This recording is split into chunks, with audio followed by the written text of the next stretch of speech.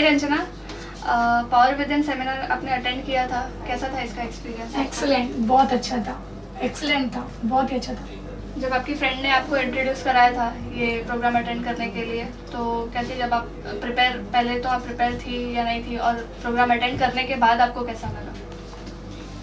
हाँ, मेरी फ्रेंड का फ़ोन आया मुझे घर पे, तो उसने कहा कि ना सेमिनार होने वाला है पावर विथिन का और अरुण सर का, और तू आ सकती है क्या? मैं बोली कौन सा, उसमें कुछ मतलब कुछ फ़ायदा होने वाला है?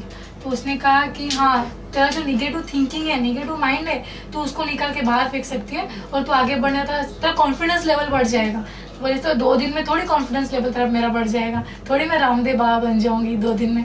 तो बोला अरे तू ट्राई तो कर, ट्राई करने में क्या जाता है? बोला कि मैं आती हूँ, और मैंने सेमिनार अटेंड किया। और उसमें बहुत सारी एक्टिविटीज़ थी, लाइक मेडिटेशन हुआ था उसमें, तो मेडिटेशन का एक्सपीरियंस कैसा रहा? हाँ, जब मैं एंट्री किया इस सेमिनार में, तो इतने सारे लोगों ने मैं डर गई। सब डॉक्टर्स लोग आए थे और बहुत प्राइवेट लोग आए थे, और मैं इतनी डरी हो गई थी, इतनी डर गई थी कि बोली क्या करूँ। और एक तो मेरा डर तो था, ऊपर से मेरा माइंड भी फ्रेश नहीं था। तो सर ने फर्स्ट टाइम मेडिटेशन करवाया और बहुत ही कूल लगा, बहुत अच्छा लगा। और जब मैंने मेडिटेशन जब मैंने खोल के देखा, जब मैंने अपने रियल में आई, तो मुझे लगा कि मेरे सामने कोई नहीं है, मेरा माइंड फ्रेश है और मेरा कॉन्फिडेंस लेवल बढ़ गया है, और सर का मैं लेक्चर अटेंड कर रही हूँ और कुछ नहीं। और उसमें एक एक्टिविटी थी ग्लास वॉक करके, तो जब वो आपने किया था तो आपको कुछ कोई मन में डर था कि मैं अगर उस पर चलूँगी तो फिर वो मुझे कांच वगैरह लग जाएगा, ऐसा कुछ लगा था आपको? अरे कुछ ज़्यादा ही लगा था, थोड़ा नहीं। तो सब लोग ऐसे ही चल रहे थे, तो मैं बोली भगवान, लोग कैसे चलते हैं, ऐसे थोड़ी हो सकता है, कहीं लग गया तो। डर तो था, उनको देख के मुझे लग रहा था। तो मैं बोली चल ट्राई करती हूँ, ट्राई करने में क्या चलता है, वैसे डॉक्टर तो सामने ही है, पट्टी वट्टी लगा दूंगी। तो चली, तो जब उसका एंडिंग हुआ तो मुझे ऐसा लगा अरे, मतलब ऐसा स्मूथ लग रहा था, कुछ थोड़ा सा भी कांटा नहीं लगा। तो पता है, मैं मनी मनी अपने कॉमेडी निकाल रही थी, इसलिए बसंती गोबर के सामने नाची। बहुत ही अच्छा लगा वो। उसमें एक और भी एक्टिविटी थी, फायर ईटिंग। वो करते वक्त तो आपको डर लगा था आपको, और आपने जब किया तो फिर आपको कैसा महसूस हुआ, मतलब कॉन्फिडेंट लेवल आपका बढ़ा था? हाँ, जो आग का मैंने जो खाया था वो, मतलब ऐसे मैं खाई नहीं उस दिन। मैं सब लोगों को देख के मैं इतना डर गई थी, ऐसा थोड़ी हो सकता है, मतलब ऐसे कहीं जल गया तो कहीं दाग वाग लगे, छाले पड़ जाएंगे।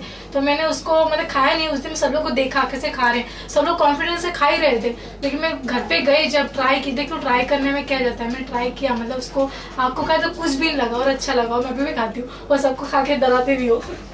और ये पूरे ओवरऑल प्रोग्राम के बाद आपका कोई पर्सनल एक्सपीरियंस था?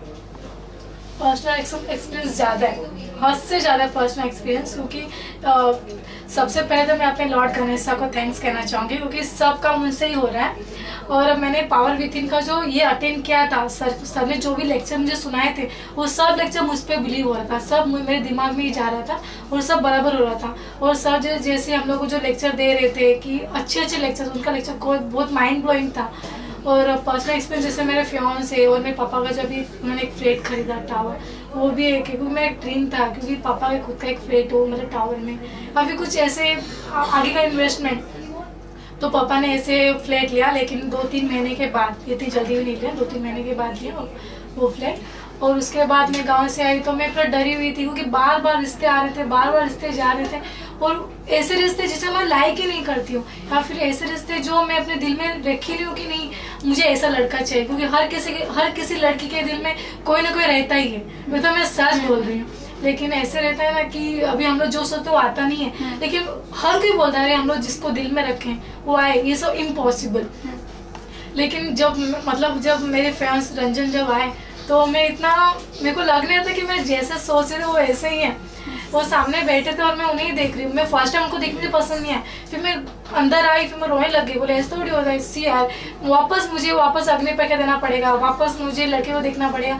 फिर मैंने उनको सेकंड टाइम देखा तो ऐसा लग रहा था कि रियली वही है, और ये तो मैं नेचुरल है, रोज मेरे को याद रहेगा। और मैं जैसे सोचा था, जैसे मैंने चाहा था, वैसे ही मेरे फ्यूज निकले। और वैसे ही विजुअलाइजेशन टेक्निक आपके पर्सनल एक्सपीरियंस में प्रूफ हुआ, वो एक्सपीरियंस ज़्यादा हुआ। अच्छा, और आप ये प्रोग्राम अटेंड करने के बाद आपको लगता है कि आपके फियांस और आपके और भी जो फ्रेंड्स हैं, क्लोज फ्रेंड्स हैं, वो लोग ये प्रोग्राम अटेंड करना चाहिए उन लोगों को?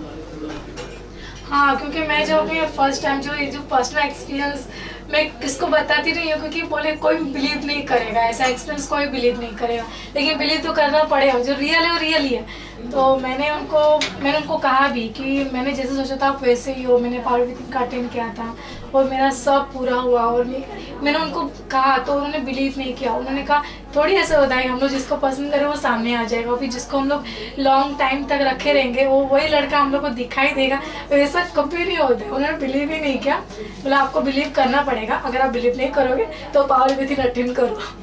तो उन्होंने हंस के बोला हाँ मतलब ये जितने भी टेक्निक थे जैसे योगा, मेडिटेशन, ये सब कुछ आपने अपने रियल लाइफ में यूज किया और इसका आपको काफी फायदा हुआ।